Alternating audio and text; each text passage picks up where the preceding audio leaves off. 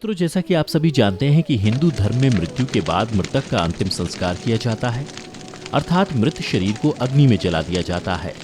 परंतु आप में से बहुत कम लोग ये जानते होंगे कि मृत शरीर को शमशान ले जाने और उसे अग्नि में जलने तक कई विधियों का पालन करना होता है, जिसका वर्णन गरुड़ पुराण में विस्तार पूर्वक किया गया है।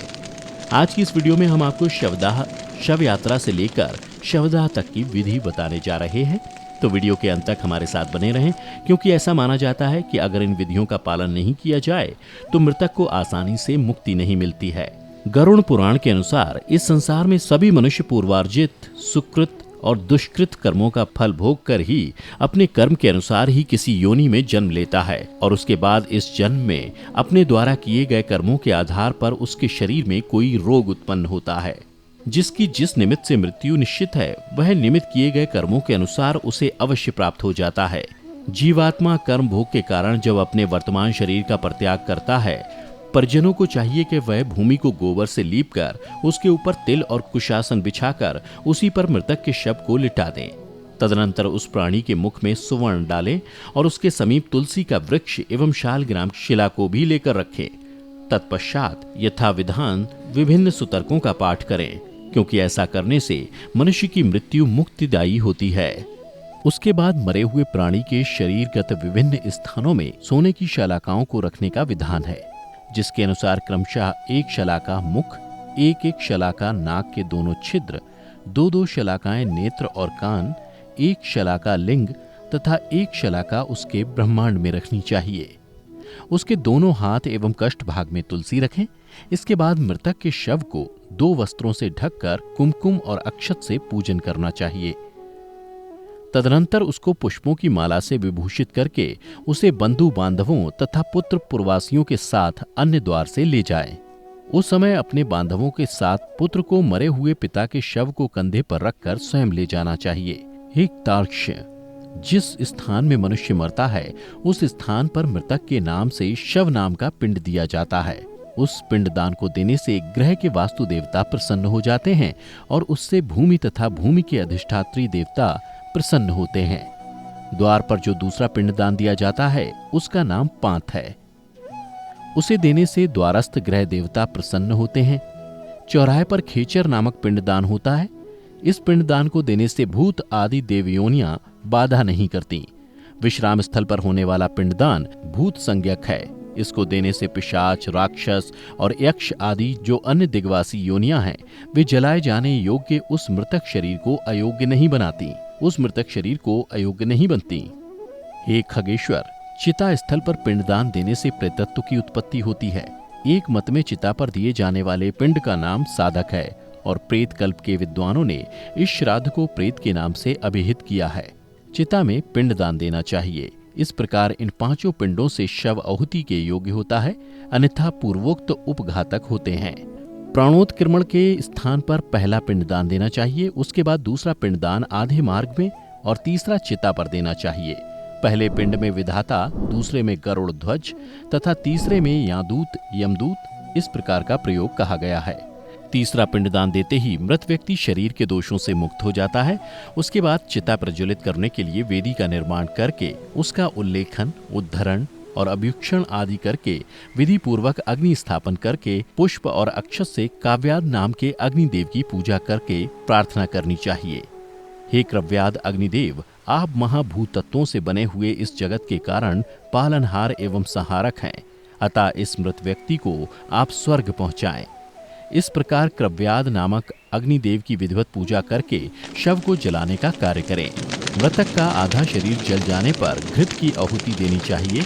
लोमभ्य स्वाहा इस मंत्र से यथाविधि होम करना चाहिए। चिता पर उस प्रेत को रखकर अज्याहुति देनी चाहिए।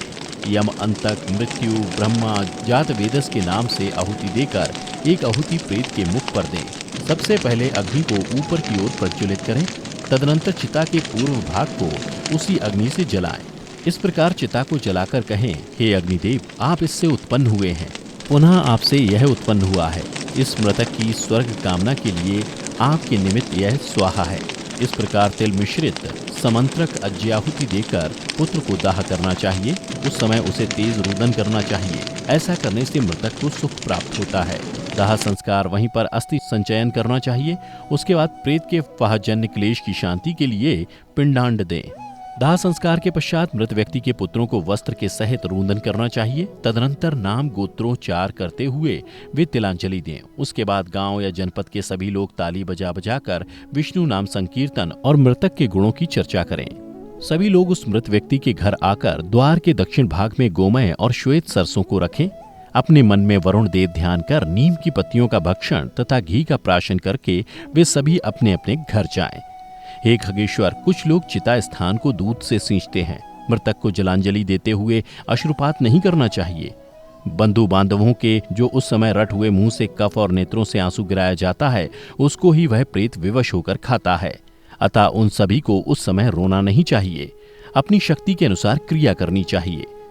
हे तार्श, सूर्य के अस्त हो जाने के बाद घर के बाहर अथवा कहीं एकांत में चौराहे पर दाह क्रिया के दिन से लेकर 3 दिन तक मिट्टी के पात्र में दूध और जल देना चाहिए, क्योंकि मरने के बाद जो मूढ़ हृदय जीवात्मा है वह पुनः उस शरीर को प्राप्त करने की इच्छा से यमदूतों के पीछे पीछे शमशान, चौराहा तथा घर का दर्शन करता हुआ यमलोक को जाता है।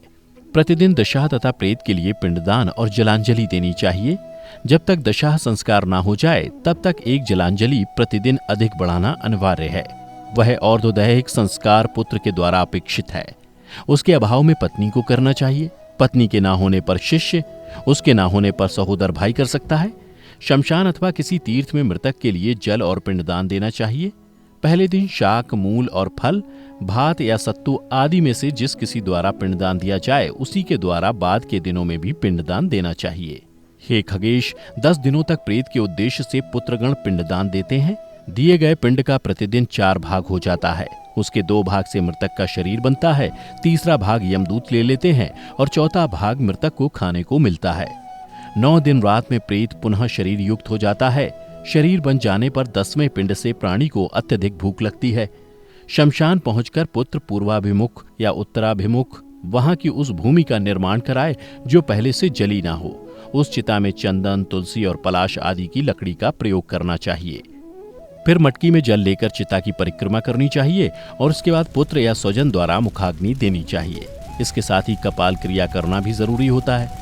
अतः शव के जलने का अंतिम समय आए तो उसके सर वाले हिस्से पर 3 बार डंडे से प्रहार करना चाहिए और जब शव पूरी तरह जल जाए तो सभी परिजनों को उस जगह से चले जाना चाहिए और जाते समय इस बात का भी ध्यान रखना चाहिए कि कोई पीछे मुड़कर ना देखे। तो मित्रों, उम्मीद करता हूं कि आपको भगवान श्री कृष्ण की ये कथा पसंद आई होगी। अगर पसंद आई हो तो अपने तक सीमित ना रखें बल्कि अपने मित्रों और रिश्तेदारों के साथ भी शेयर करें। अगर आप हमारे चैनल पर पहली बार वीडियो देख रहे हैं तो ऐसी ही कथा के लिए अभी सब्सक्राइब कर लें। फिलहाल आज की वीडियो में इतना ही। अब हमें इजाजत दें। वीडियो को अंत तक देखने के लिए आपका बहुत बहुत शुक्रिया।